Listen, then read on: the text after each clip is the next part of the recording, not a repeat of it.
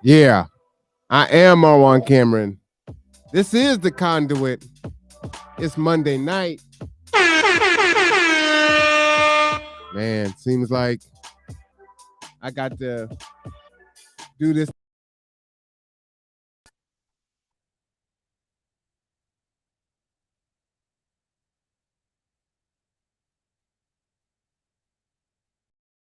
Get it together though. Give me just a hot second. You know, let me know if I'm coming through. What's going on, Kendra? Let me know if you can hear me. You know how they be trying to do me. What you be saying? Don't do me. Let me know if you can hear me. We got to go in tonight again. Telling you, it's like I can't even get a break. I just want a little bit of a timeout, but so much stuff is going on. What am I supposed to do? I got to come on and keep having these conversations, right? Hoping that it's going to hit somebody. Someone will be affected by it in a positive way. All I can do is hope, though, right? It's all I can really do. It's been a long night. All right, sounds like it's working. It's been a long night already. It's Monday. I love Mondays, but it's been kind of crazy, right? It's been kind of crazy. I don't know if you're watching what's going on in the news.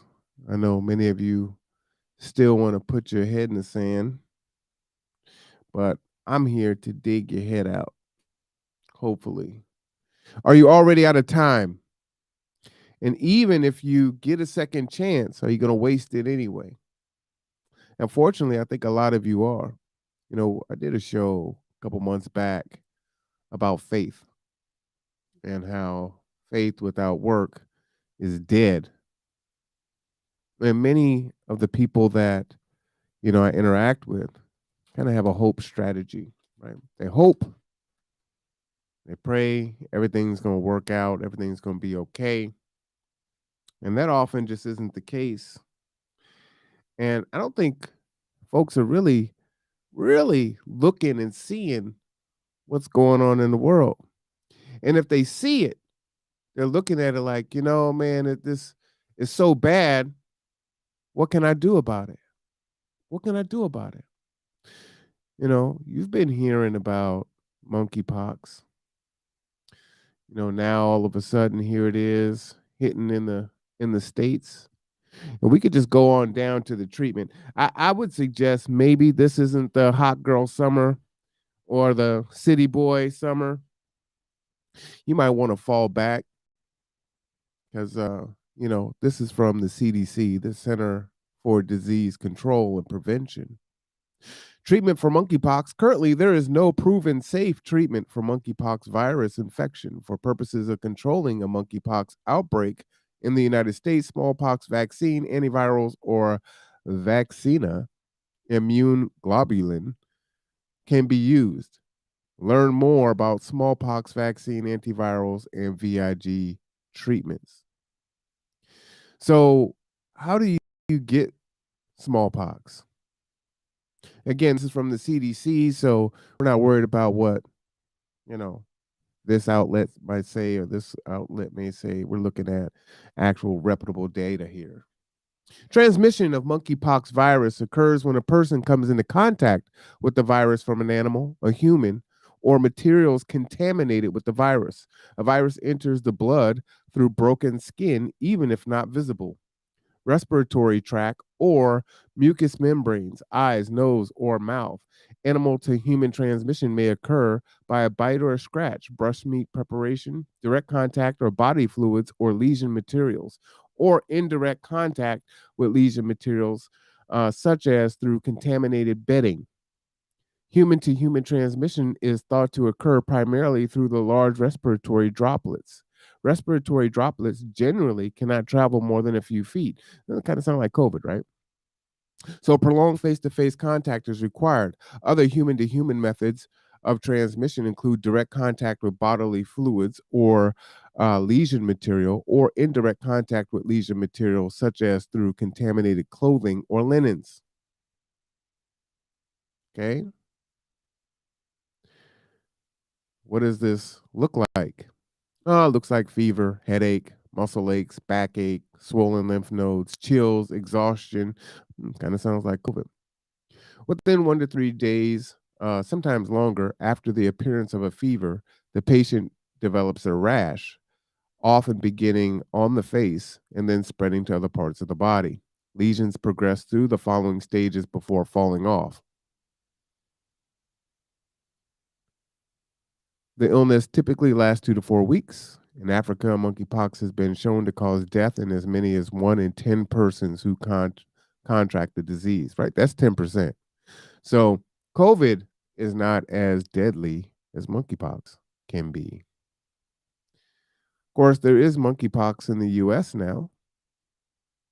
Scientists at the Center for Disease Control are collaborating with Massachusetts Department of Public Health to investigate a situation in which the U.S. resident tested positive for monkeypox on May 18th. Oh, that was just a few days ago, after returning to the U.S. from Canada.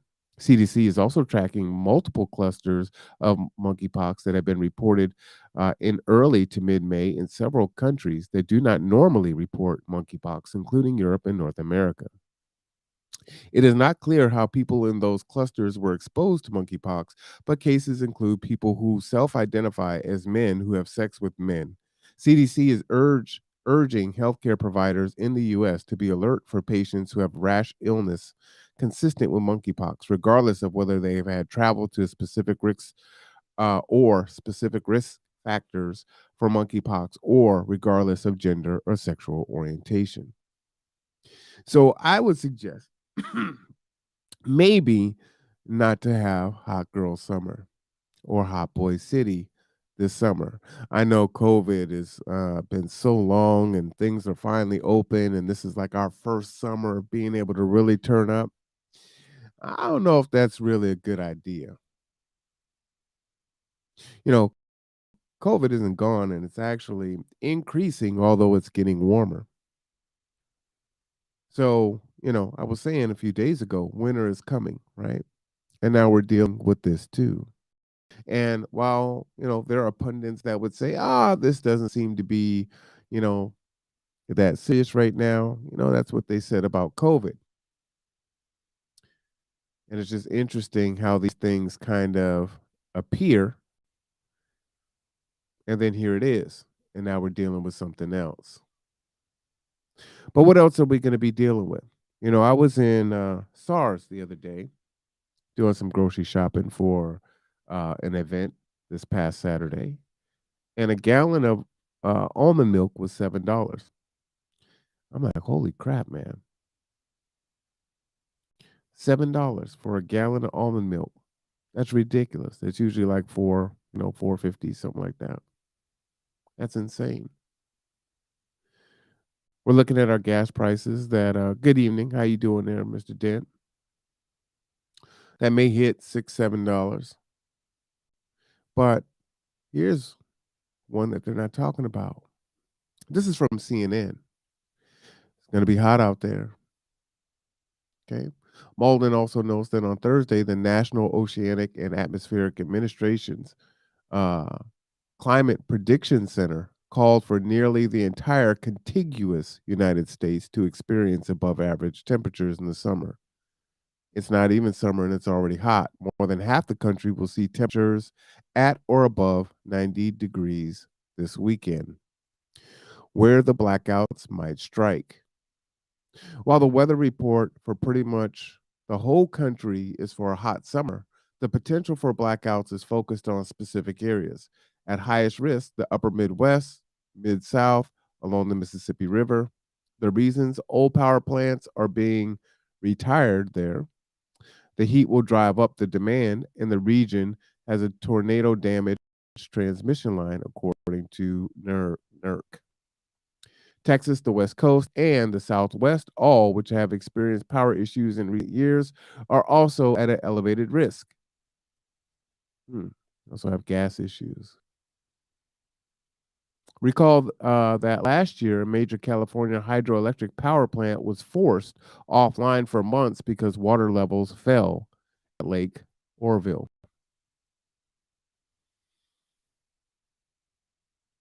I know you don't want to face it. No, you don't want to deal with it. Everything's going to be fine. What can I do?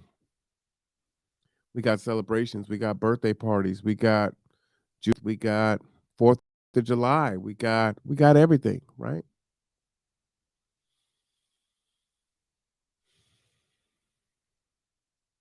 Man, again, I implore you to get ready. I feel like I'm that person on the corner with that sandwich board sign that says the end is nigh, prepare now.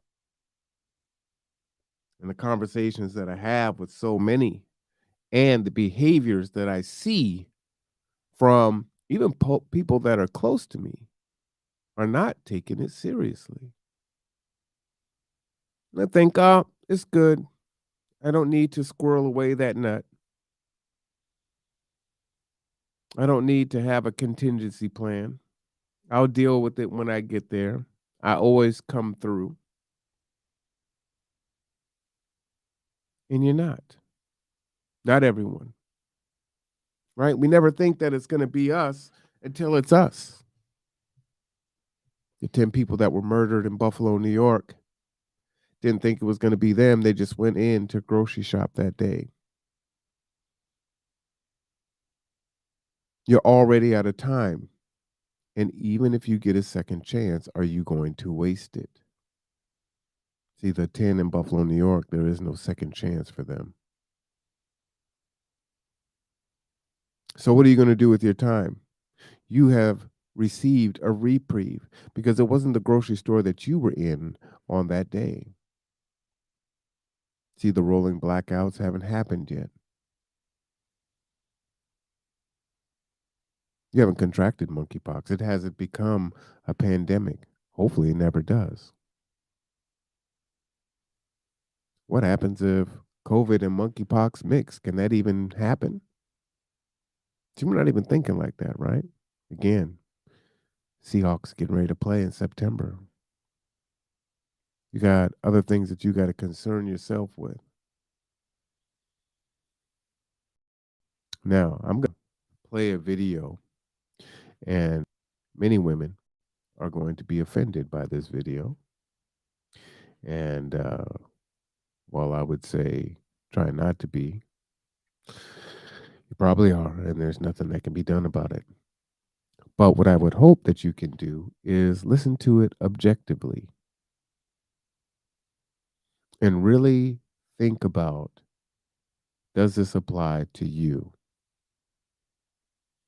And really take inventory of your situation and say, you know, am I on this path because this is what society has told me?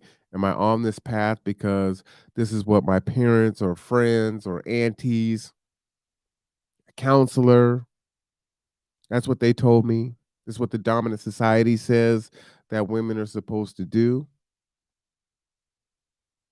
And so therefore I'm on this path and I cannot be swayed in either direction.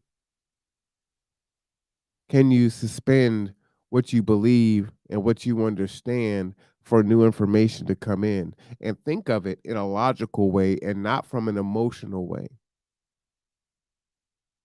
I think I mentioned the other day I was talking with someone about how, you know, uh, business people don't make emotional decisions when they need to file for bankruptcy, restructure their businesses.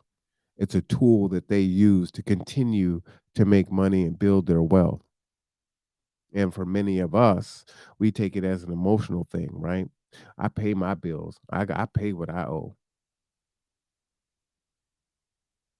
And so we'll pay ourselves into the ground. But I want to play this fair use. Should put that up. Go all the way to the top here. Put my little fair use disclaimer on here. Appreciate you guys joining me on this late night. But this couldn't keep, and I was in a meeting with the Juneteenth Planning Committee, and that just ended. So those things take a while. Now I'm gonna play this at 1.25, um, and there's a little bit to get through, so I'll stop it periodically. But this is the business, and again, uh, if you think that Kevin Samuels was harsh, Kevin Samuels ain't got shit on this dude. So be ready. You might be begging for Kevin to come back. All right. But again, this is the business. Check it out. Subscribe. Let's listen to what he has to say. Oh, just the title should be triggering alone, right? A woman's number one goal guarantees she will die broke. The math. I love math. I love math. I recognize that my style of trying to help folks, even though it may seem abrasive to some, even still, is to I don't think I really sugarcoat it because people are telling me that it's harsh. But then, the Kevin Samuels of the world and this particular gentleman here, man, they say it with no sugar at all, right? You're taking the pill without the capsule around it, so you're gonna taste it all. But we need to taste it all now. Let's get into it. Today, every female has about two major markers of success she considers to be measuring in her life: getting a job and buying a house. It's to make her strong and independent, and it's going to give her a pathway to wealth. If you're a female listening to me right now, and that is what you bought into, that all you need to do is just have a good job and a home, and you'll have wealth, or at least you'll be financially stable, I got bad news for you. You're dead ass wrong. The truth of the matter. All right. So I told you, man, he's coming out hard. I'm going to have to slow him down because he's already talking fast, and I really do want this to sink in. Right? So whatever you need to do, woosah, take a breath. He's going in, but he's speaking the truth. And the thing is no one's going to tell you. The church ain't going to tell you. The school ain't going to tell you, right? The school's not going to tell you because they want you to pay the tuition, right? To get the degree, right? They're not going to tell you the truth. A real estate person is going to tell you the truth, and you'll hear more about that in here in a minute. Those that are able to follow that pathway where they have a different option, they're not going to tell you the truth. Let's continue. Is that the single biggest wealth killer that you can have as a woman is the idea of trying to carry these things by yourself. And what I'm going to do is I'm going to walk you through that now. So what we're going to do here is we're going to go ahead and kill some sacred cows.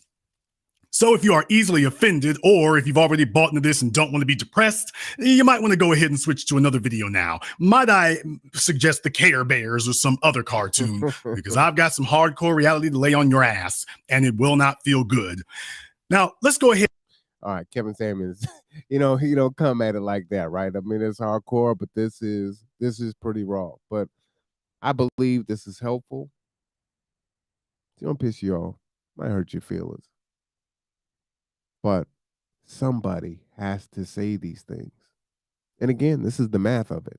So, hey, suspend how he's saying it and just take it for what it is. Go ahead and take an example here, just in case you thought, okay, let's go ahead and take an example of a home purchase here. And we're going to give you an example. Let's just say you're purchasing a home for $250,000 and you wish to avoid premium mortgage insurance. So forgive the typo on here. It'll come in later. But let's just say that you want to avoid that. So you put $50,000 down. So there goes your 20%. You're going to be getting a loan of $200,000. And let's just say that you got a 3% interest rate. Not bad right there. Okay. Stop the cap on that one. Stop the cap. You'd be damn lucky to see a 3% interest rate. It's probably going to be higher, but let's go with these numbers, right? I'm going to go ahead and say your property taxes are $1,200 a year. This number is going to vacillate depending on where you are. Could be a little higher, could be a little lower. Some places a hell of a lot higher. But I'm going to be generous and say, let's just go ahead and mark that at $1,200 a year. And let's just say you want to be in a semi-nice neighborhood. So they have a homeowners association. So you got $50 a month you're paying for that. All together here, we're going to come out with a payment of $1,076. And you're telling yourself, woohoo, I've hit the lottery here. I'm doing a whole lot better than I was in rent, because that is how the realtors and real estate agents have sold that to you is, hey, don't you want to be paying, you would be paying less than you're paying in rent. You're paying more if you were paying rent. Wouldn't you want to go ahead and get away from that? And you just let me know if you even can find anything like that here in Kitsap County. I definitely would tell you to stop the cap. You know what I'm saying? Emotional damage. Yeah. And you got $50,000 saved up to put down on a house. How long is it going to take you to save up for that 50 grand? How long? How much do you have in your savings account now towards your home? Are you behind? Are you barely making ends meet? Are you not making ends meet? You need that down payment, right? You need that 20%. Is there even a home in Kitsap County that's selling for $250 that you actually want to purchase? But we'll continue. Well, that's what they tell you there, or at least that's what they say. But when you actually go into the numbers of it here, you find out something a little bit different. Now, when you take a look at that same transaction and you go through this right here, what you realize is most people do not actually work this all the way out. Because yes, what you have is a home valued at $250,000. If you put $50,000 down, you have a loan for $200,000 at 3% interest, and you have a monthly payment of $1,076. Here's the problem. Much like the federal corrections system, they don't count these things in years, they count them in months. And when you multiply that by 360 months, $1,076 a month by 360 months. How many of you are aware that when you get done looking at it, this is what you actually end up with? When you are... Let me pause right there. So you understood what he said, right? You bought a home for $250,000. You put $50,000 down, and you got a 30-year mortgage. At the end of 30 years, you're going to pay $387,554.90. Okay, you following? But the house was worth $250. That's what you paid, right? Okay, let's go. Done. That $250,000 home is actually going to run you $387,554. Now, I know I walked through that really, really fast, but how many of you were aware when you were sitting in front of the realtor, when you were trying to give this great big screw you to your mom or whoever you thought buying a home was going to be doing better than? By the way, did you actually add up the 30 years of payments, the 360 months of payments? At $1,076, you actually will have paid a grand total of $387,000. Now, I have to tell you right now, there are a lot of realtors that I spoke to, females in particular, and they're very, very good for selling these mortgages to other females. They know all the right emotional buttons to push. So what they tell them is, hey, this will be cheaper than rent. They know all the right buttons to push, so they get other... Hey, and that's not just in real estate, right? That's in relationships. You'll hear it all the time. You'll get advice on what you should do in your relationship. Misery likes company. You know, she don't want to see you happy, so she's not going to give you good advice. Or, you know, she might actually be married herself and still give you the opposite advice, right? You need to be strong and independent and do you and be by yourself. Or she is married and has a stable household. But the thing is folks know what other people want to hear. And when you fish for what you want to hear, you tend to follow that path. It seems like the path of least resistance. Maybe you've got your ego that's caught up into it, right? Oh, I'm a homeowner. Oh, I'm a doctor. You know, people Well, someone made a mistake the other day and said, "You're Dr. Cameron, right?" And it's like, "No." And I guess I had laughed in her face, but I didn't mean it to be in a bad way. It just was funny that she thought that I was a doctor. I guess I'm honored, but no, no. And for me to get a PhD would just be my own ego. I don't. It would literally just to be, you know, to put the letters before my name. It's not going to do anything in my career. It's not going to do anything for my businesses. So why would I go into more debt just to be Dr. Cameron? Right? That's the suspension of ego that I don't need to put myself into debt. But many of us will do just that. We're talking about homes now. Females to go buy in on this, playing upon their naivete or greed or avarice or selfishness or all the. Well, why don't we go ahead and see if we can swing something a little bit easier here, because Jason's being mean. Why don't we go ahead and swing something a little bit easier here? Because, by the way, how many single females do you know who got $50,000 laying around that they can commit to a house for the down payment? How many of them do you know who have that? All right, so let's go ahead and try something a little bit different. I probably interact with a few hundred of them, and I don't know one Here, a little bit closer to reality here. Let's say that you have that goes for most single men too, by the way.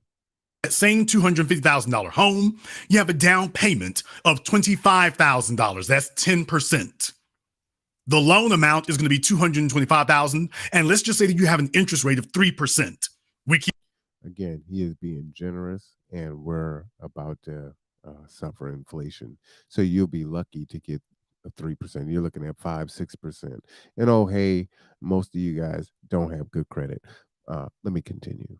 Keep all the other factors the same. This time now, the PMI, I'm going to keep that at $100 a month. Let's just say that's what you have. Well, there you go. You have a monthly payment of $1,313.19. Still doing better than rent, as it were. Still doing better than rent, depending on where you are. If you're a single female by yourself, depending on where you are, well, that comes out a whole lot better there for you, doesn't it? Doesn't it? Oh, hell. Here comes math again. You all have to forgive me. I was in a rush here. In reality, that should be over there right slightly to the left. Because when you grab in PMI, you'll have the amount here before the 60 months and then after the amount after 60 months, depending on what happens here.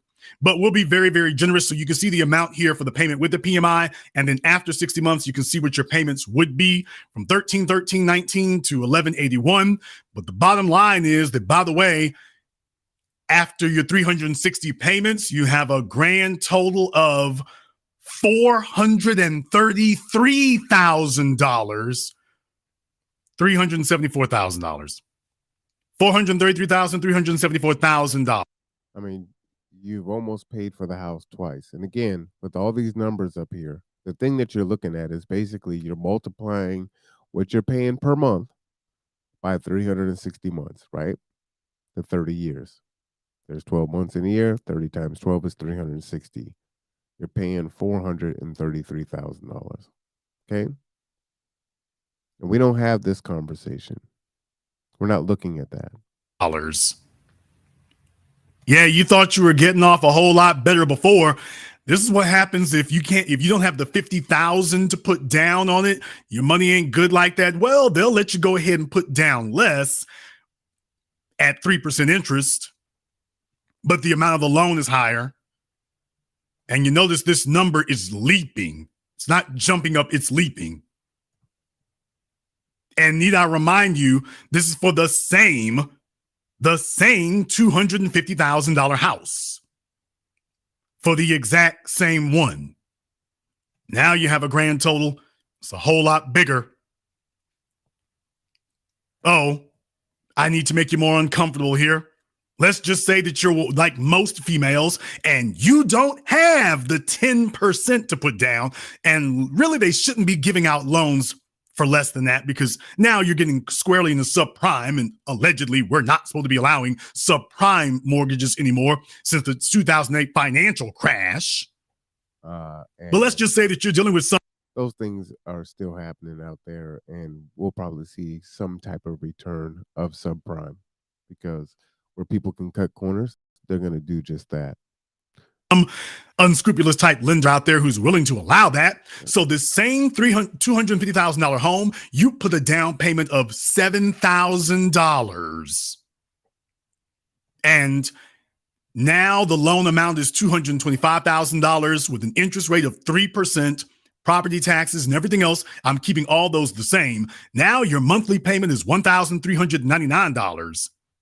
Doesn't seem to be a hell of a whole lot more than before. When you think about it for a few moments there, it doesn't seem to be a hell of a whole lot more than before. Not bad, not bad, not bad until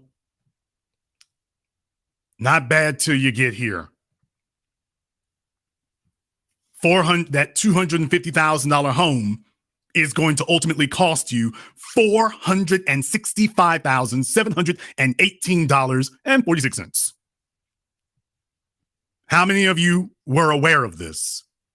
That when you were looking at the price of your so-called dream home, how many of you are aware that, by the way, when you get done, you will not have paid $250,000. You'll be paying somewhere in the neighborhood of almost twice that amount. How in the world could you do such a thing? Well, it's only going to require you to mortgage away a bit of your life. Just a bit of your life there. Now, I've been kind up to this point. I've been kind with the examples that I've shown you up to this point. Because you see, as you all know, the interest rates are no longer 3%. The good old days are over. We're going back to the interest rates of the 1970s and 1980s. And really, to be totally honest, back then you were dealing with interest rates around 10 to 15%. But already, for those of you who didn't know, the interest rates are actually already at 5% now. And that's what I was saying, right? He's been giving you like the best case scenario. The Fed has signaled to me very clearly. They have signaled they want that rate to be somewhere around 8%. Not so up until now, you've had loans of 2-3%. The Fed wants to get the interest rates around 8%. So right now, we're actually in an environment where the interest rates are at 5% and rising. It's actually like 5.5 and rising. So in anticipation of the next Fed chairman meeting, which is going to be next month, when they're going to raise the interest rates again, we expect that to get about 6%. So let's go ahead and take a look and see what the world will be like at 6%. What does it look like? Well, if you put the 20% down, it looks like this. Oh boy, you were doing a hell of a whole lot better a little while ago. When you were at the 20% before at 3%, yeah, you were doing a hell of a whole lot better than you're about to be. With all things remaining equal, the same $250,000 house with a $50,000 down payment. Now the monthly payment is $1,432, but the total will be over $500,000. All of you who have thought about buying a home and you're like, ooh, this is my home. I look at and I drive through neighborhoods. I've done some open houses. I've looked on Zillow, and you're like, oh yeah, I need to save up for this down payment. Maybe you're already saving up. But have you considered what you will end up paying at the end of it? And I don't want to spoil what he's going to say, but he puts it in a comparison that I think is very stark. And he strips it all down, right? Because this can seem so abstract, right? I'm paying my monthly payments, and it seems like, hey, well, I'm paying $1,500 a month on rent, so I might as well pay $1,400 for a mortgage, right? Let's keep going. How many of you were aware of this when you took a look at that house's value, or were you just fixated on, well, the price is $250,000. The price is $250,000. I ain't got nothing to worry about. It's $250,000. And by the way, I've been very, very nice up until this point. I'm going to dispense with the pleasantries because, as most of you here know, in most of America, the median home price is well over $350,000 now. Facts. Particularly, you're talking about new construction. Well, what does that look like? Hang on to your butts, kids. $350,000 home. Let's just say that you put the 20% down. Well, that's going to be $70,000. How many young females out here got 70 grand they can lay their hands on? Let's start with that one right there. How many of you got 70 grand you can slap your fingers on? Wait a minute. He was trying to make it easier, like 10%, 7,000 for subprime loans, doing the legal stuff. Yeah. You look at the homes here in Kitsap County, yeah, it's about 350,000. And you don't want to live in a piece of crap, so you want it to be at least halfway decent. And there's some pretty crappy old homes that were built in the 40s, 50s, and 60s that are going for 350,000 now. And you need 20,000 down or 20% down because your credit ain't good. So yeah, 70,000 is exactly right. And where the hell are you going to get $70,000 from? Even for a first-time home buyer with incentives and other credits, you're still going to need a sizable down payment. So how are you supposed to get that? So if it's been your plan that, oh, I'm just going to go to school and I'm going to go to work and I'm going to, go ahead and save up and I'm going to buy this house and I'm going to have this freedom and then I'm going to start generating generational wealth for my family and this and that. Yeah. Stop the cap. Just keep going. This is stressful. No, let's dispense with the nonsense. How many of you actually have that? To the ladies listening, you have $70,000 that would not break you, that wouldn't be your last dime, that you can put your hands on so that you can have the 20% that you'll need to avoid premium mortgage insurance. So you have a loan amount of $280,000 at a 6% rate there. As you can see, everything else remaining equal. Forget the PMI. You have a monthly payment of $1,912.07. Well, yeah, seems like it, doesn't it? It almost would be a good idea, but it really isn't. Now, if you take a look at it further, you'll see here that if we're, depending on how we do this, trying to see if I have the right slide for it. Woo. Depending on how we do this here, we can knock this down even further. If we go ahead and stay with that rate, 1912.07, after 30 years, boy, $500,000 was looking real good before.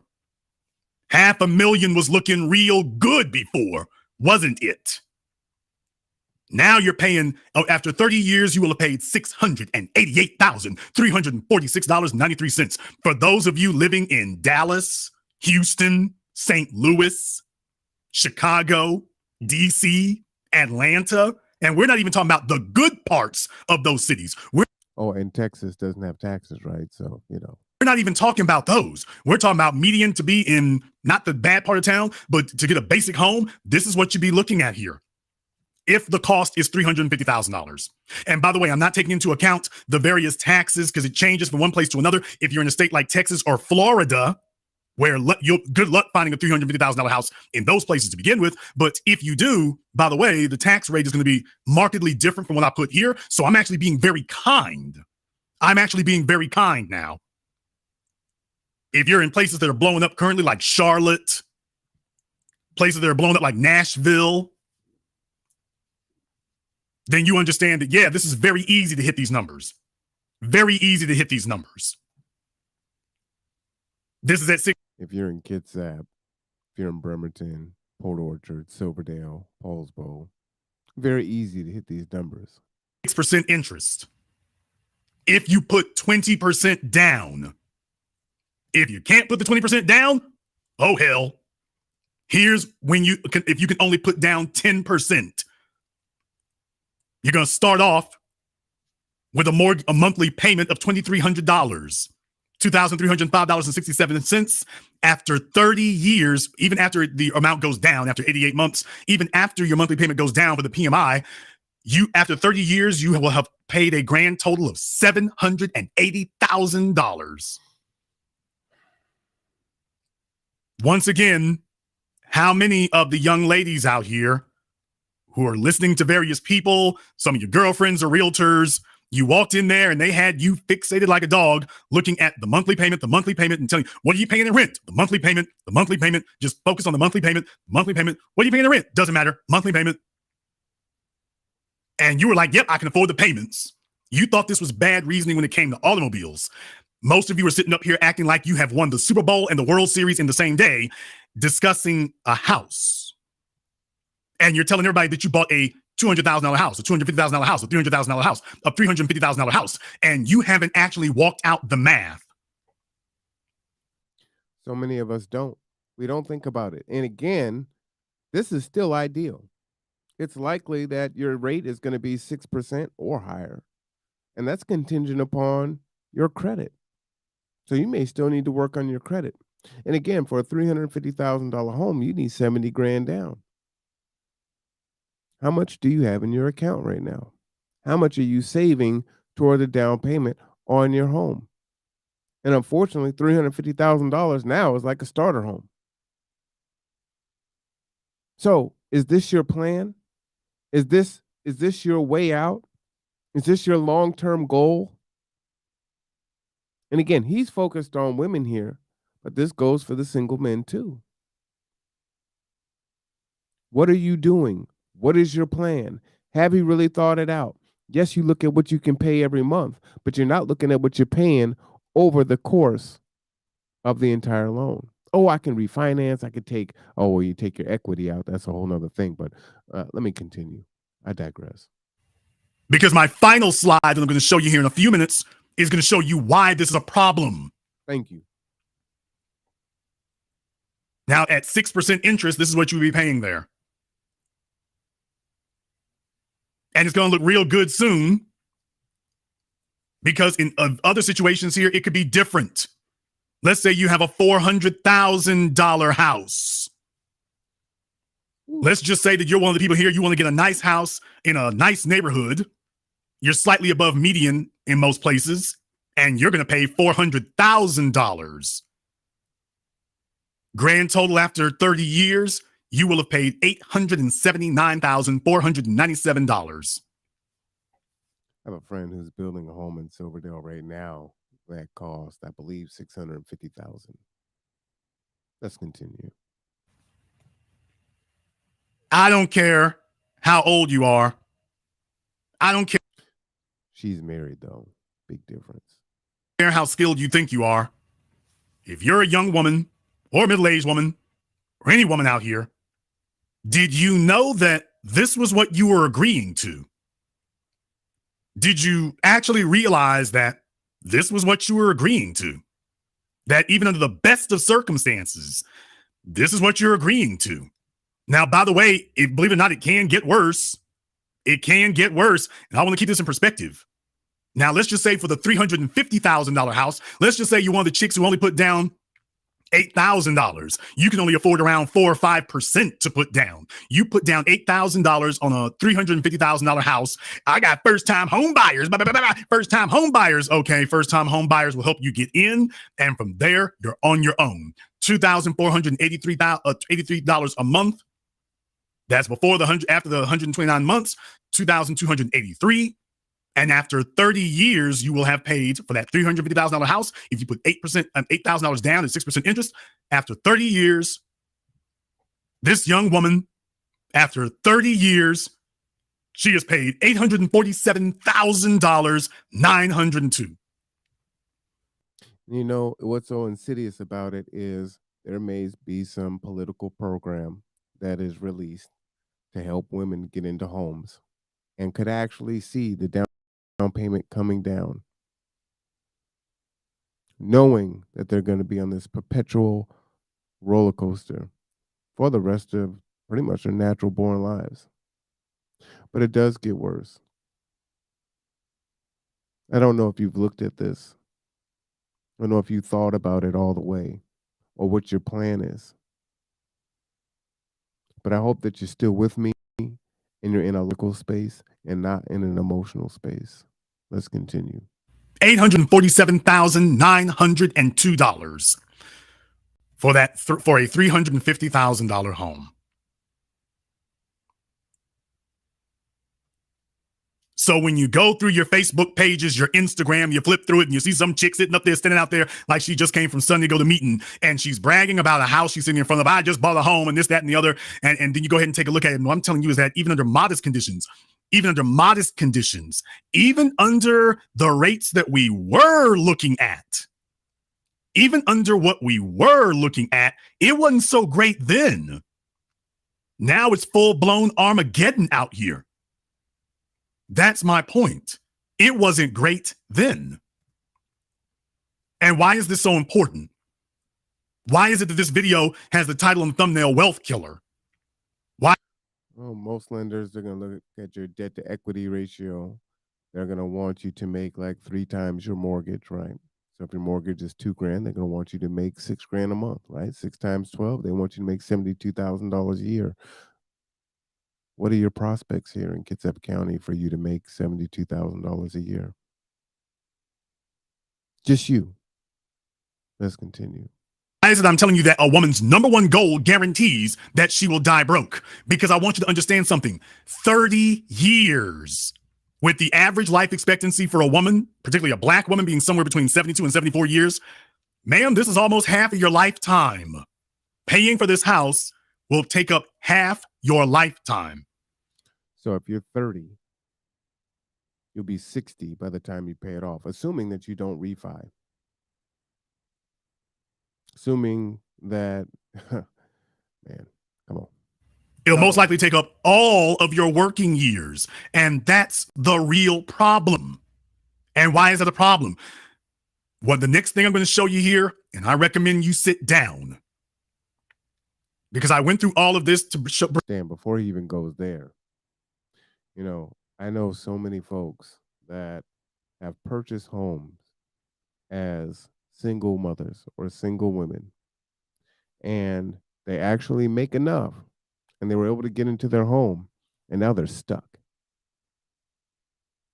They don't make enough to take care of all their needs. The furnace goes out, the toilet breaks, there's a leak, you need to repair the windows. You don't get to call the landlord. You got to repair that. You make too much to qualify for social assistance. So you're in this middle space where you're in hell. And what do? Now you're stuck. You can't give it back. You got to keep going, right? You got to find the money no matter what. Whatever you have to go without. And again, we're designed to be alone and not to be together. And so there you go. But let's hear his nightmare sale. Bring you to this point. Let's just say, on average, through your working life, and this is for the black women, this is for the women here who are able to avoid median income, because usually you're only making half this amount and it doesn't change.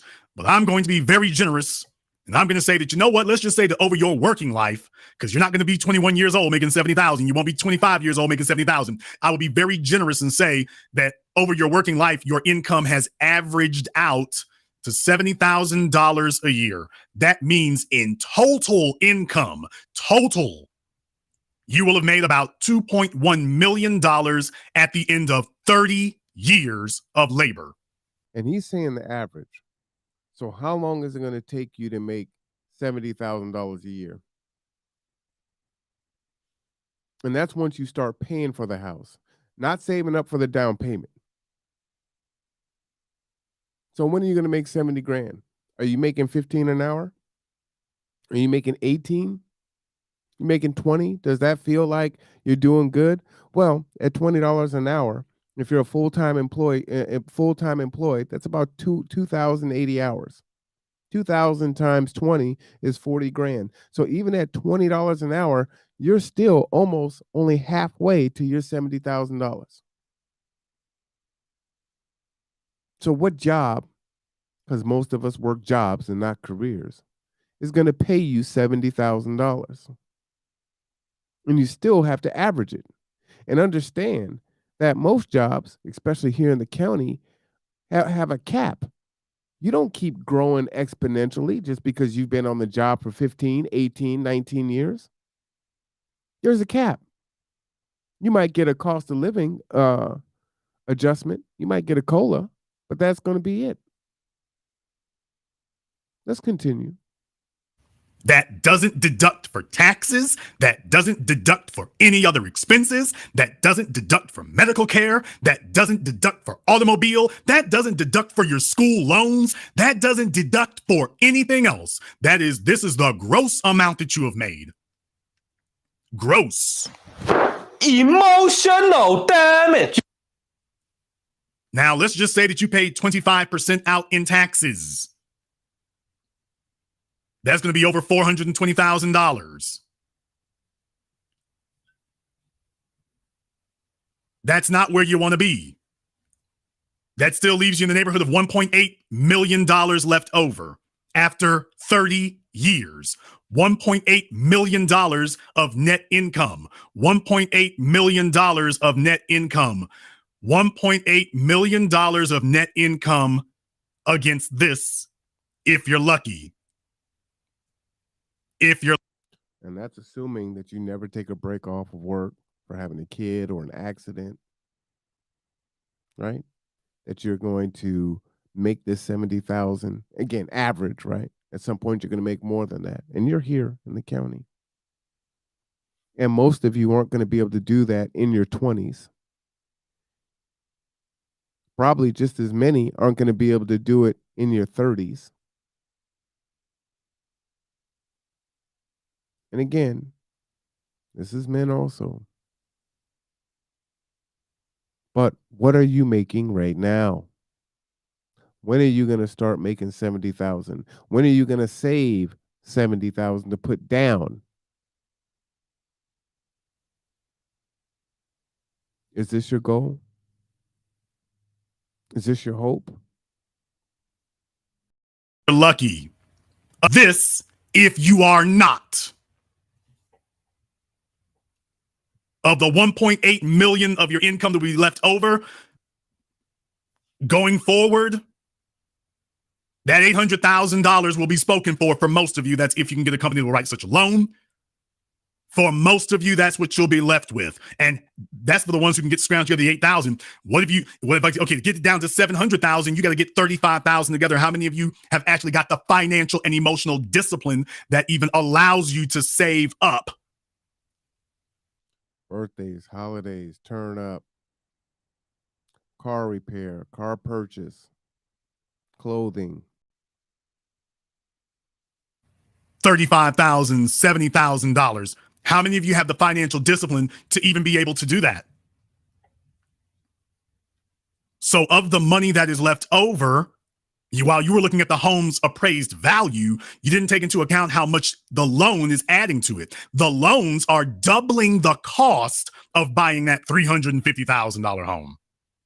Now, isn't that the crazy thing? Because for a lot of people, if they bought a $250,000 house, and if the value of the home went to $350,000, they will sit up here and tell you that they made $100,000. They didn't even add up how much they've actually paid based on how long they've had it. Facts. That's why I'm walking you through these numbers now, because this is very deceptive. And most females today are chasing it. Most of them are chasing nothing but back-to-back debt. Back-to-back consumer debt. They are dug in so deep that there's simply no extricating themselves. And they are smiling to the world and pretending everything is okay. And in reality, they are dying inside. Hell, many of them are dying outside. And for most people, they're going to have student loans in order to even come close to making that $70,000 a year or more. Or more. Again, when do you even start down this path? And is this what your goal is? Is this what you've been thinking and dreaming about? One day I'm going to be a homeowner, and this is what it's going to look at like, and I'm going to be free, and I'm not going to pay rent. See, they're not going to tell you this part of it, right? The person that sells you the home, it's their job to sell you the home. And see, they get percentage points on the sale, right? 6 points usually to the seller and 6 points to the buyer, the agent on both sides. Unless that person is playing both sides. You know, sometimes they can be the agent for the buyer and the seller, and maybe decrease a point or two. So they're not going to walk you through what your life is actually going to be like for you to try to hold on to this property. But let's continue. There's a reason that the obesity epidemic and the stress and all these other factors are weighing so heavily. Yes, this is a hell of a bind to get yourself into. So for your lifetime earnings, what I'm telling you is that after taxes and after buying that home, even at a $70,000 a year income on average over the course of 30 years, half of that is going to be gone from taxes and if you buy a house. If you buy a house and a car, if you purchase a house and a car, Katie, bar the damn door. There won't be nothing you can say after that. Katie, don't bar the door. Listen to me, people. I'm trying to tell you something. This is not your grandma's generation. This is not your parents' generation. The homes back then were something resembling reasonably priced. They no longer are. And oh yeah, by the way, those women were married at a rate of 50% or more. They not only were the homes a fraction of the cost they are today, those women all had a man, or half of them at least had a man to help. What I am telling you is that attempting to pull these numbers by yourself, this is financial suicide. If you attempt to pull these types of numbers on your own, this is a financial death sentence. This is a wealth killer. And the real estate agents treat you all like the car salesman. They know your emotional vulnerabilities. They play upon your vanity and your arrogance. And they know all you want to know is, can you afford the monthly payment? What you're really saying is, I will induct myself into indentured servitude to keep paying this thing off. And you indentured servitude to pay it off. And that's what I was saying at the very beginning and what I was saying the other day, right? We are emotional when it comes to what we owe, when it comes to money. I got to pay my bill. This is my home. I can't walk away from this. So once you go on to this journey, once you get to that point, once you make it to the promised land of saving up $70,000, of being able to have that down payment, getting into the home, and paying this, not looking at what you're going to pay in the end, right? You're looking at the rent and they're going to tell you, oh, yeah, rent versus mortgage. This is why you want to be a buyer. You see, they're not talking about the other part of it. What happens if you lose your job? What if you get fired? What if the company goes under? What if COVID hits? See, these are all the realities that can happen in a 30-year period. And we talk about the stress.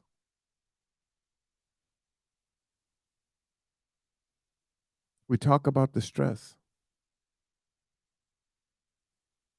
And it's so unfortunate because I have these conversations with folks and they just don't think it through, or they believe that somehow they are going to be the exception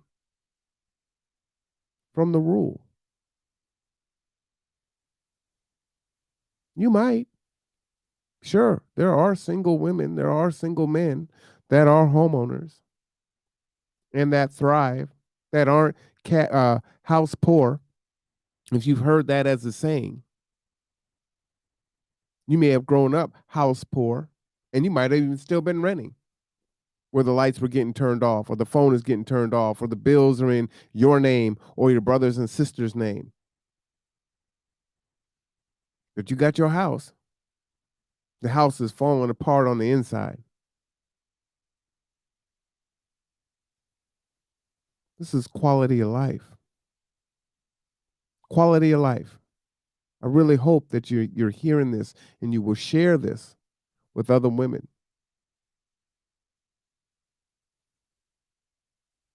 You can do bad all by yourself, strong and independent.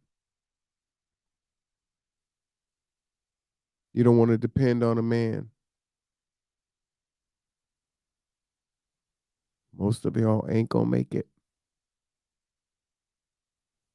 Most of y'all ain't gonna make it. We're watching, how is the homelessness crisis increasing? It's not decreasing. Why are there constantly foreclosures on homes? They're being auctioned off by the bank. So you don't see those people. And when it's not you, it doesn't affect you. See, when the thing affects you, then all of a sudden you're ready to cape up and then be an advocate for it, or yell and scream about how this ain't right and how this ain't fair. Now you want to get into the fight. But it's too late. And again, they're going to put that pretty bow on it. They're going to stroke your emotion, stroke your ego. You're going to be a homeowner. This is going to be yours, no one else's. You did it by yourself. And you just might get what you want. And that's really the sad thing about it. You might actually get what you want. The other sad thing is you shooting for something that's not realistic unless you're in partnership and you're living a dream. You're living something that's not real. And then you look up in 10, 15, 20 years and you're like, what the hell was I doing? I was trying to save and go after this thing that it was never gonna work out for me. And I know I'm talking to some women that are in there. If you're 40, you're 40 and above, and you bought today, you're 70 when you pay this off. You remember what he said about that life expectancy, right? Are you still going to be healthy enough to work then? Hell, there's a lot of 20 and 30-year-old women that ain't healthy now. Okay, let's keep going. You are not leveraging money is what I'm telling you. You're leveraging your life. You're leveraging your time. 3 decades of it at least. That's for the ones of you who will not go into foreclosure. You're not paying the mortgage with money. You're paying the mortgage with time. Attempting to carry this burden by yourself, you're carrying it with time. And by the way, notice I've been nice. I didn't even sit up here and say, you know what? Let's throw a couple of kids on top of the fire. Let's throw a couple of logs called children on top of the fire. Not the kids. Yeah, let's go ahead and give you the house and the student loans and the car payment and a couple of kids. Let's throw all of that on there. This is suicide. And the majority of you, that is where you are at. For the majority of you as women, this is where you are. Let me just stop it right there. Share of survey respondents who are not invested in any assets. Black women are at the top. 60% of Black women are not invested in any assets.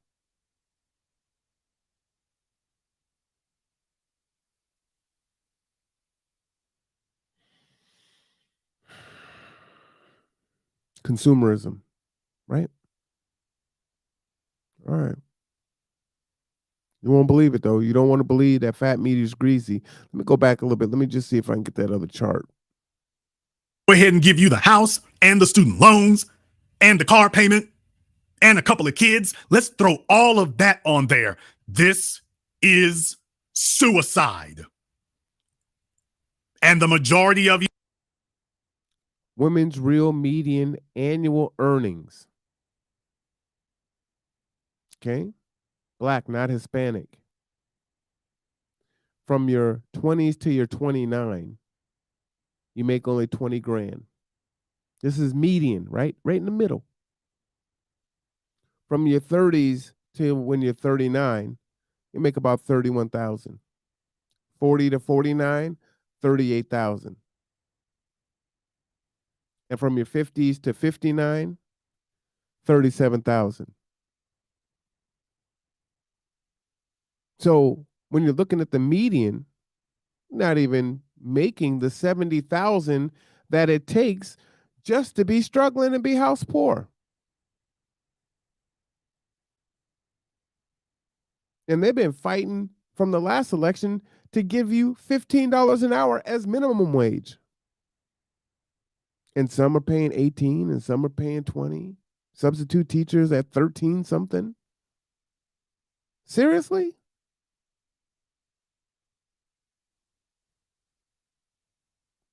These are the numbers. This is the math. This is the logic, absence, emotion.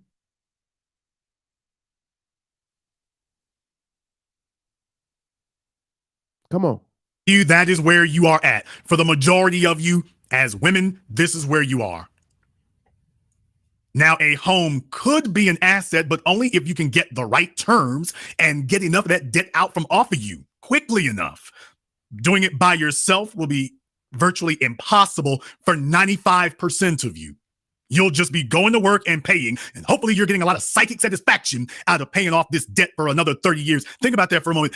How many of you listening live or recorded, to the women, throw me up a hand emoji, or for those of you listening to this recorded, go ahead and say this in your heart or put it in the comment section later. How many of the women listening to me right now, you've been working since you were 19 or 20 years old? You bought a house when you were in your 30s, if you're lucky, 40s, if you ain't. You started working in your 20s. You bought a house. Let's just say you bought a house at the age of 35. You're basically saying, I'm going to have to work at least until I'm 65. If you bought a house at 45, you're going to have to work at least until you're 75. Selling the house, that's the kind of thing that you would think, well, that would be an option. Let me go ahead and sell the house. Well, that's a great idea. One more question here. By the way, after you sell the house, where are you going to live? Where are you going to live? I was talking to a young lady here earlier today, and I was explaining this to her, and she was like, well, you know what? I can go ahead and sell the house and take the money from selling the house and go rent an apartment. I said, did you hear what the hell you just said? Pause. He's talking fast, but you need to hear it. Because many of you think like this. This is your processing. This is the way out. This is the panacea. This is the elixir. This is the miracle drug. Did you listen to a damn word you just said? I'll sell the house and then take the money from selling the house and then go rent an apartment. I thought the whole point of buying the damn house was so that you don't have to pay rent anymore. You have another couple of geniuses who are like, well, I'll take out equity in a home. Great. All you've done now is start the loan clock, and you reset the loan clock. You paid off most of the $300,000. Now you're going to go take out a loan and start the loan clock running all over again. And the real estate people don't tell you that typically you might dip into your equity to pay for that furnace, to fix that water heater, to repair the floors, right? The landlord's not coming in to replace the carpets when they're all destroyed and toe up. You got to do that, right? The roof is gone. It needs to be replaced.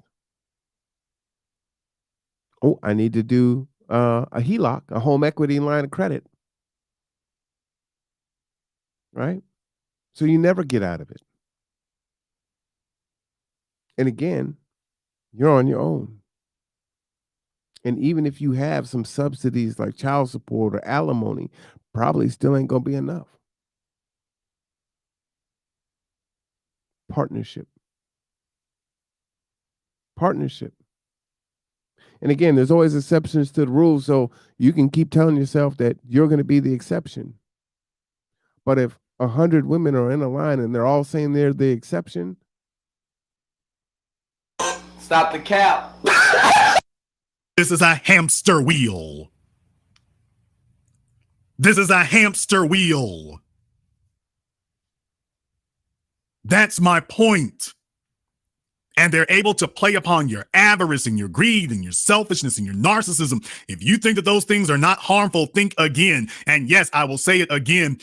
There are a lot of female realtors and real estate agents and loan officers who walk other women into these financial boondoggles, knowing full damn well that at best they're feeding other women into a system that is going to burden them for the remainder of their days at best, and at worst, they're going to walk them into a foreclosure that'll wreck their finances, knowing they're doing it.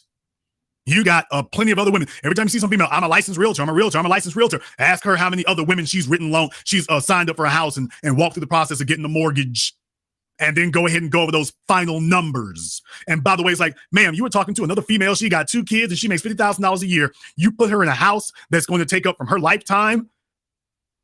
If she makes $50,000 a year over the course of 30 years, she's only going to make $1.5 million. If you put her in a house that's going to eat up $680,000, you've eaten up 1/3 of her lifetime earnings. Because that's what you're really, quote, mortgaging. Lifetime earnings. If everything works out perfectly. That's what you're really mortgaging is your entire lifetime earnings. That's what you're putting up against the mortgage. This is how much I will make throughout my lifetime because you're going to be paying this off over the course of decades. So in other words, into the future. So your projected earnings, your projected disposable income, your projected vacations, whatever else you thought you were going to do, you haven't signed an agreement to anybody for those other things, but you did sign an agreement for this. And this comes first. This will get super priority. You won't have a say in it once you get started there. Sitting up here and smarting off to your mom, your dad, anybody else strong and independent. No, you're just a bunch of chicks with a bunch of debt. That's going to sound very indelicate. Many guys too. But it's the truth. The reality is we're dealing with just a bunch of chicks and a bunch of debt. And they will spend their lifetimes posting booty pictures on Instagram, posing in their cars. And by the way, I haven't even gotten to the worst of this yet. I haven't even gotten to the worst of it yet. Come on, man. Come on.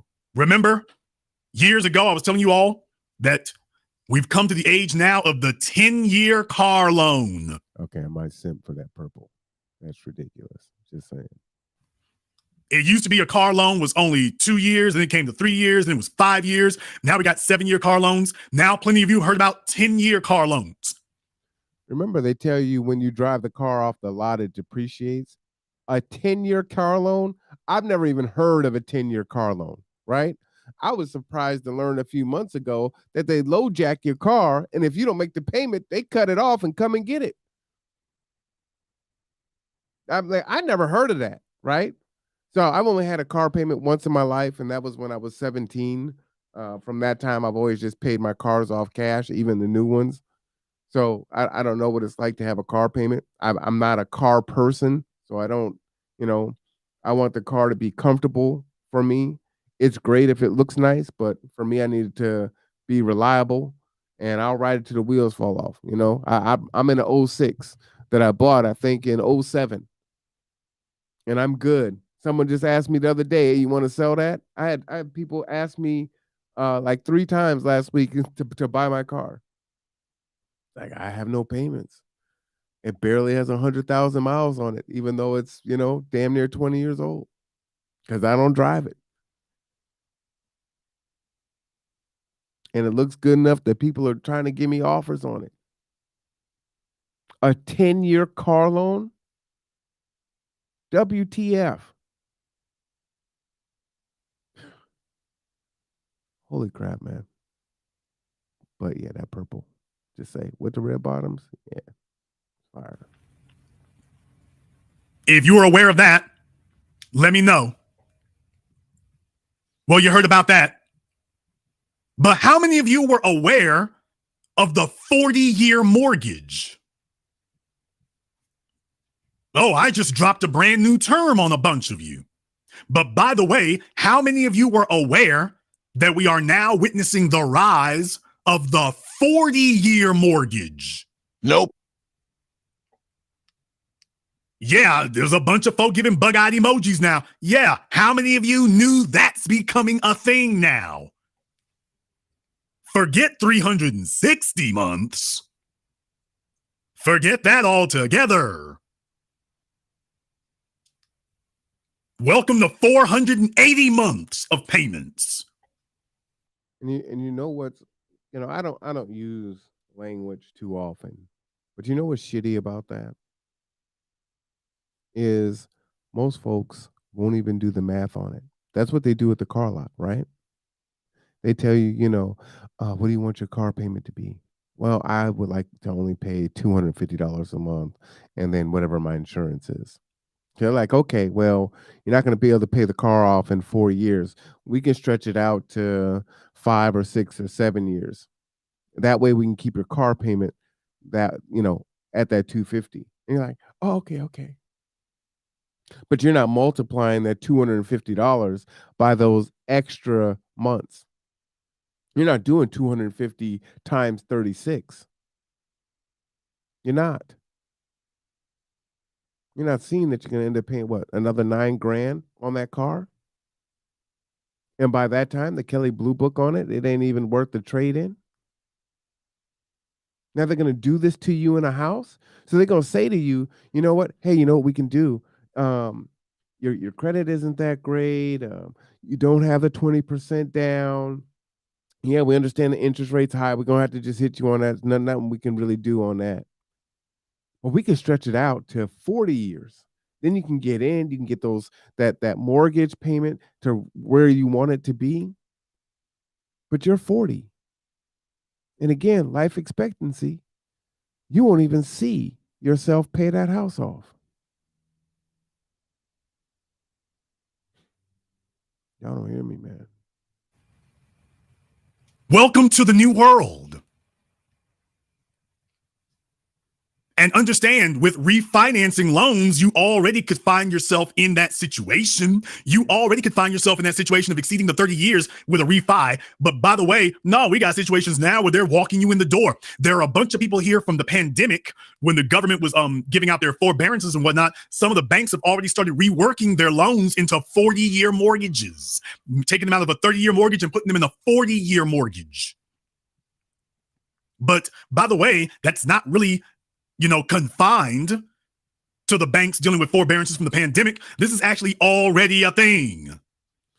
And once you get sick, once there's another pandemic, once your health deteriorates and you can't work at the clip that you were working, once your kids have an emergency and the bank takes your house back, and it's all for naught. How do you keep it going? And see, the point is that they tell you that you need to be strong and independent. You could do bad all by yourself. Jesus is your man.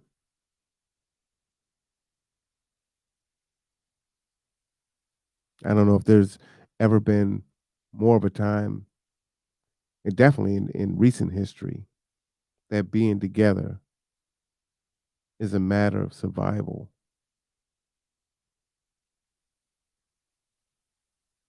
But social media, mainstream media, social engineering that has been happening for decades tells you to do just the opposite. That you can't submit, you can't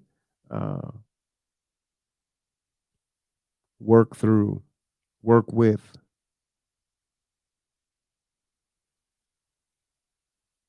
You want to play life on hard mode. And they give you the dream, right? Because the number they're going to show you to sell you the house is renting versus buying. Look, this is going to be yours.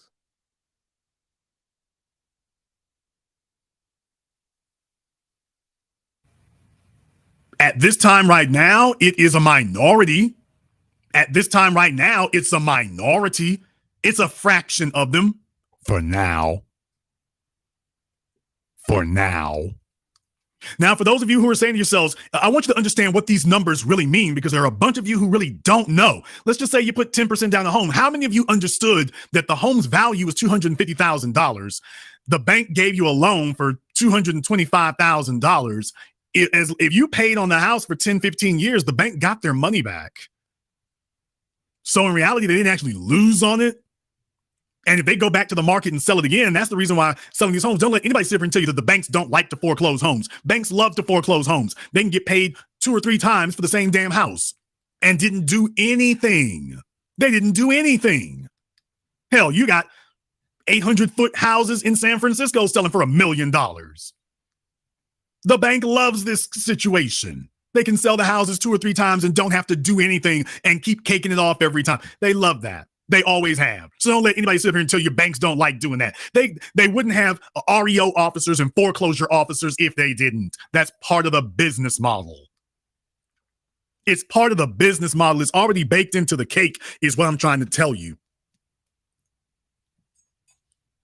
If you think that avarice, conceit, if you think that selfishness, bullheadedness, and stubbornness are victimless crimes, if you think that you're going to sit up here and floss for anybody else, I'm just yanking the cover off of it. Most females today will sit up here and there are 2 major things they brag on. You hear them all the time. I'm educated and I bought my own house. What they're not doing is telling you the whole damn story. If you want to know the real reason why it is, regardless of income strata, it doesn't matter whether she's making $35,000 or $135,000. If you want to know the real reason why it is that the majority of females are going to work until they die, and when they die, they will die broke. Just understand, impulse purchasing, emotional spending, it's not just relegated to handbags, it's everything. Because just like the salesmanship of only mentioning the down payment and the monthly payments, there are a bunch of females listening to me right now. You live in New York, you live in DC, you live in Atlanta, and you can tell people the quote, the value of the home when you purchased it, and you can tell them your monthly payment. You can tell them that. But you can't tell them what the grand total will be, what you will have actually paid. You'll just keep referencing the home's value, the home's value. You will not talk about the total payments because the truth of the matter is most of you don't even know. Most of you don't even know that that's what you signed. If I asked you what the total payment, the grand total will be after 30 years, most of you will just repeat the value of the home. Oh, it's $250,000. Oh, it's $350,000. That's all. $350,000. After 30 years, yeah. How much are you paying a month? $1,600? Hey, dumbass, you need to do some math. There are 360 months in 30 years, so take your monthly payment and multiply that by 360. Let me stop there. There's more that I wanted to show, but I want to be clear on why I felt like this was so important. We are in a state in our world right now. We have conflicts. The geopolitical situation is horrifying. It's unstable. And it isn't just Ukraine and Russia. It's food supplies. It's energy. Right? It's the import and export of goods that we depend on. Well, don't we have a baby formula issue right now? We're still dealing with the pandemic. People are still dying from it. People are having long-term COVID. Some people are even having effects from the vaccine. So if that's you, how do you continue to persist? What if your children get sick? Oh, hey, they're still kids, right? So do you buy the house after they're 18 or after you get them out of college? When do you start on this journey? Are you starting now?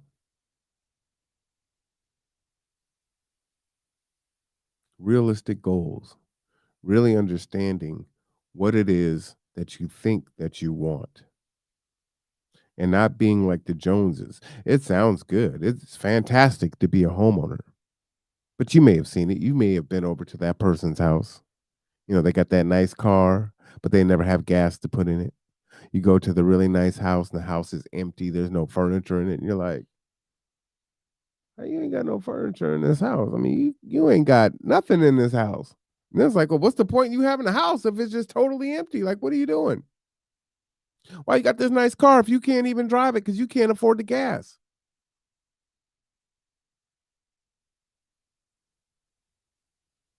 There's already food shortages. They're projecting more food shortages. Things are getting worse. They're not getting better.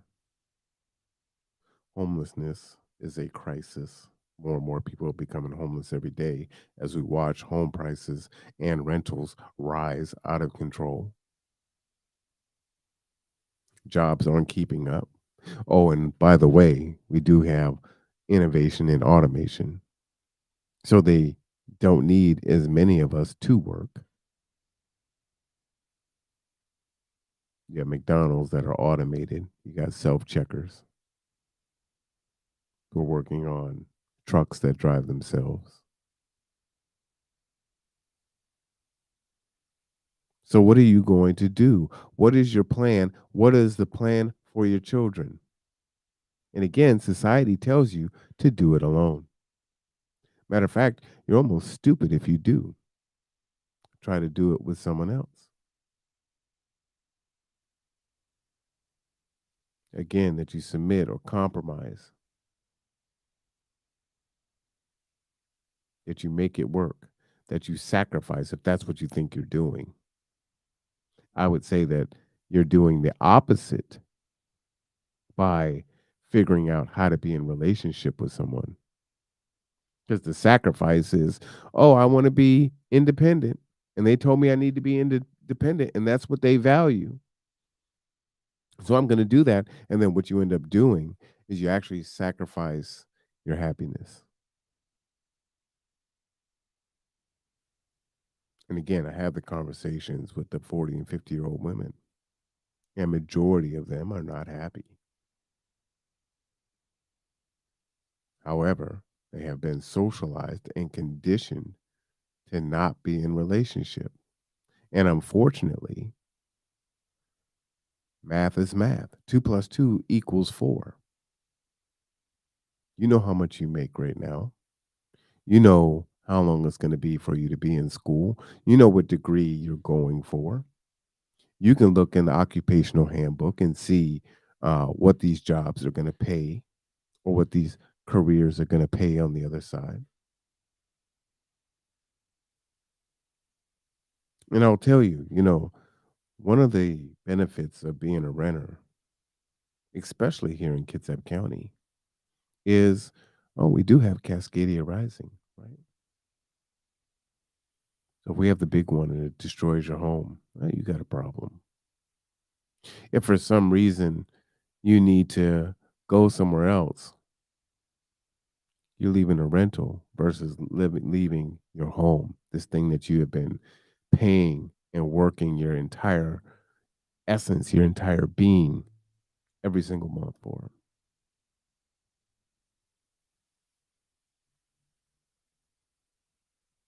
Oftentimes there are job opportunities or there are relationships that come around, and that person needs to be in another state or another area, and it's like, no, I can't leave. I own a home here. I'm doing this. I'm doing that, and you're anchored, and you miss out on that relationship.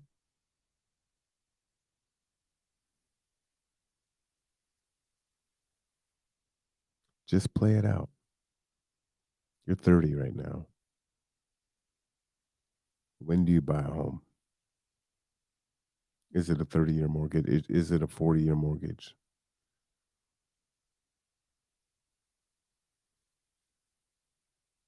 Are you going to be the exception and not the rule? Are you going to be the one who isn't, 8 out of 10 women are the ones that initiate the divorce? The average marriage in the Black community, I think, is 6 years. I don't even think it's 10 years. Are you going to be the exception? Are you going to make it past and beyond that? Or are you going to get logical and understand that there's this compulsion to shop and to spend money and to YOLO and to not live and invest and plan for tomorrow? And I'll deal with tomorrow when tomorrow gets here. And things just always seem to work out for me. When I need it, it just happens. Doesn't matter what happens. It might not be right away, but money or opportunity or someone to help me, it just always kind of works out.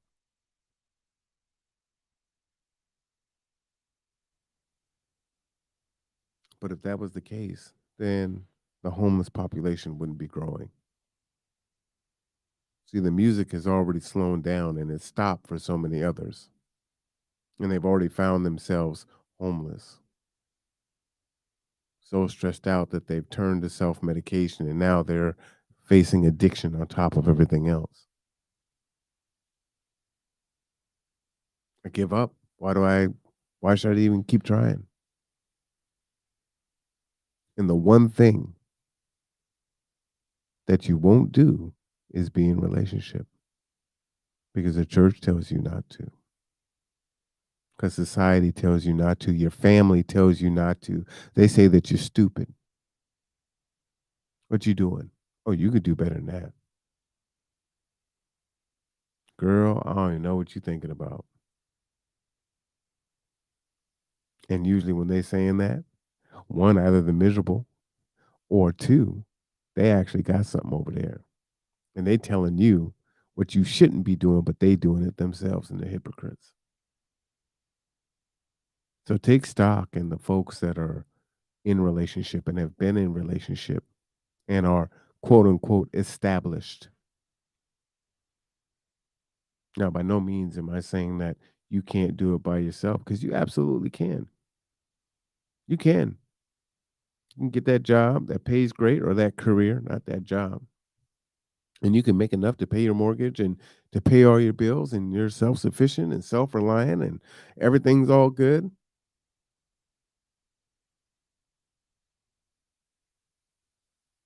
But that's a possibility. That's not probability. Understand? And again, that goes for the men too.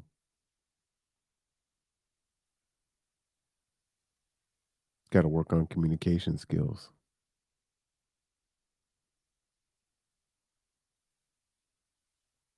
I don't know what you're teaching your kids. Are they going to be independent? Are they going to do it on their own? Or are you going to subject them to the same hell that you're living now, or that you're going to be living, most likely? That's why I thought this was perfect as it came up, as these new things are starting to arise every day.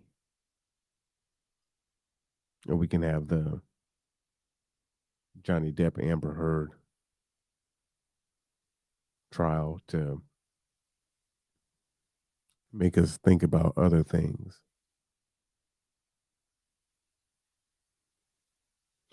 I just ask you to look at the thing that you are so against. That thing that you're like, nah, I can do bad all by myself. Hell, Medea made movies about it, right? I don't know how you're going to get through. I don't know how you're going to make it. But I really don't think that you're going to make it alone. Not the vast majority of you. So if you need to get counseling, mental health, if you need to separate yourself from people that are telling you to be by yourself, that you can do bad by yourself, that you're supposed to be strong and independent, that if you're dependent upon a man, that's a weakness, and they're going to take advantage of you.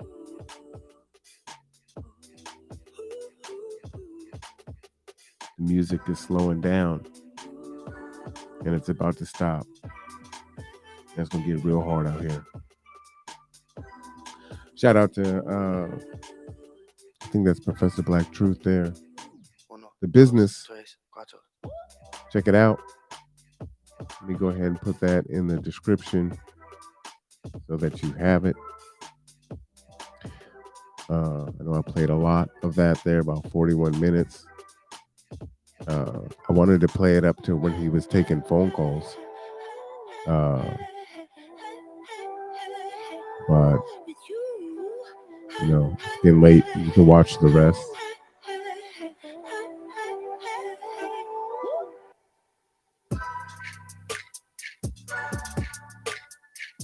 Trying to help.